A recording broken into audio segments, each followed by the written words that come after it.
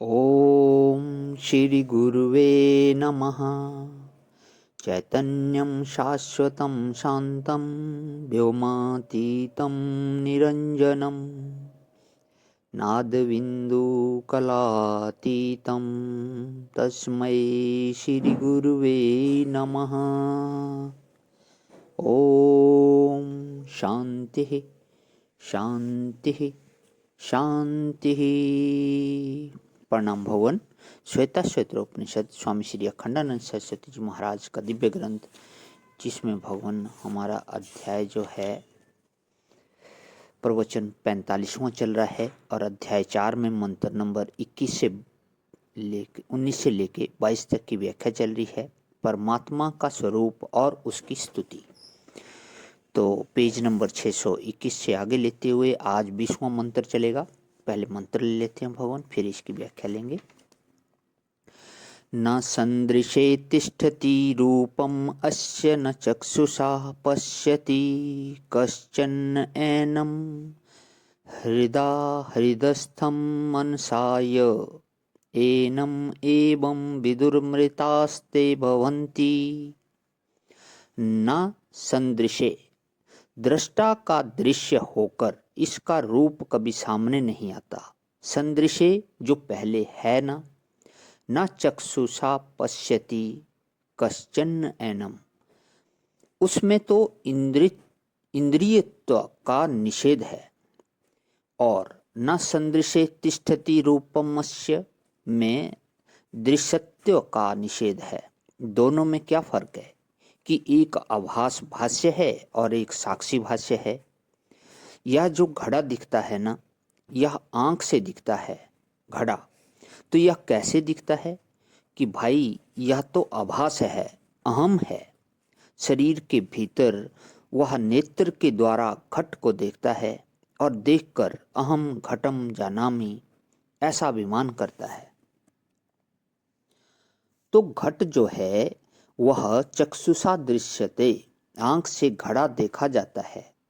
कश्चन चक्षुषा घटम पश्यति, कोई नेत्र के द्वारा घड़े को देखता है, परंतु एनम कश्चन चक्षुषा न पश्यति, यह घट के समान नेत्र प्रत्यक्ष नहीं है। यह संगीत के स्वर के समान श्रोत्र प्रत्यक्ष नहीं है। यह गुलाब की गंध के समान घ्राण प्रत्यक्ष नहीं है। यह खीर के स्वाद के समान रसना प्रत्यक्ष नहीं है।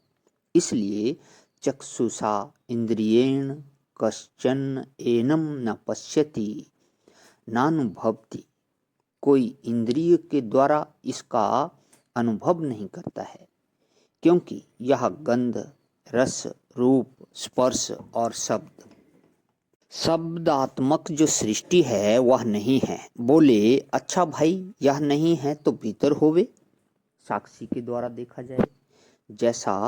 जैसे राग इंद्रिय से नहीं दिखता है, द्वेष इंद्रिय से नहीं दिखता है, स्वप्न सुषुप्ति इंद्रिय से नहीं दिखती है, सुख इंद्रिय से नहीं दिखता है, दुख इंद्रिय से नहीं दिखता है। ये सब क्या है? बोले दृश्य तो हैं परंतु इंद्रिय से नहीं दिखते हैं। इंद्रिय से नहीं दिखते हैं यह ठीक, इंद्रिय से तो इंद्रिय भी नहीं दिखते हैं। तुमने अपनी आंख से देखी है क्या? अपना कान अपनी आंख से देखा है क्या? अपनी रसना अपनी आंख से देखी है? तो इंद्रियां भी साक्षी भाष्य हैं और वृत्तियां भी साक्षी भाष्य हैं। हाथ आंख से दिखता है, यह सही है। स्थूल द्रव्य जो हैं वे प्रत्यक्ष दिखते हैं, परंतु स्थूल को देखने के जो औजार हैं वे प्रत्यक्ष नहीं दिखते हैं। और उन औजारों में जो सूक्ष्म है वे तो देखे नहीं दिखाते हैं। औजारों में जो सूक्ष्म है वे तो देखे नहीं दिखाते हैं।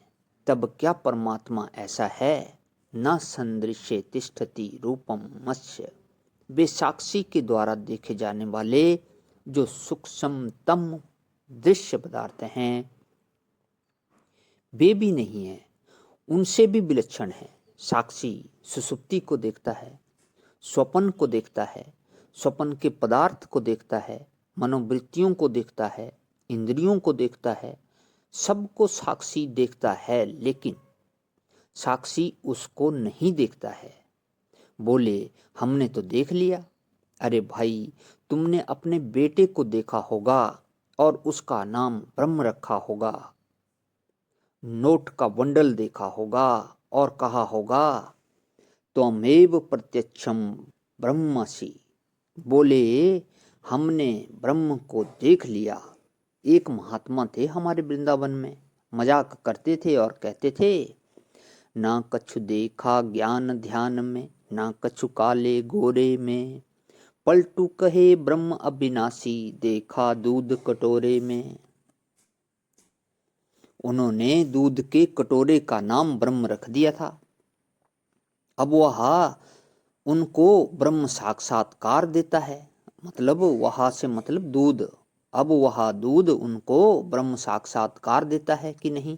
बोले आंख से भी होता है, जीभ से भी होता है, पेट से भी होता है। ऐसे ब्रह्म का साक्षात्कार तो संपूर्ण इंद्रियों के द्वारा होता है कि जो लोग अपने अपने विषयों का नाम ब्रह्म रख देते हैं। प्रणाम भवन, आज यहीं विराम, इसे आगे का कर लेता हूँ। ओम शांति शांति शांति। प्रणाम भवन।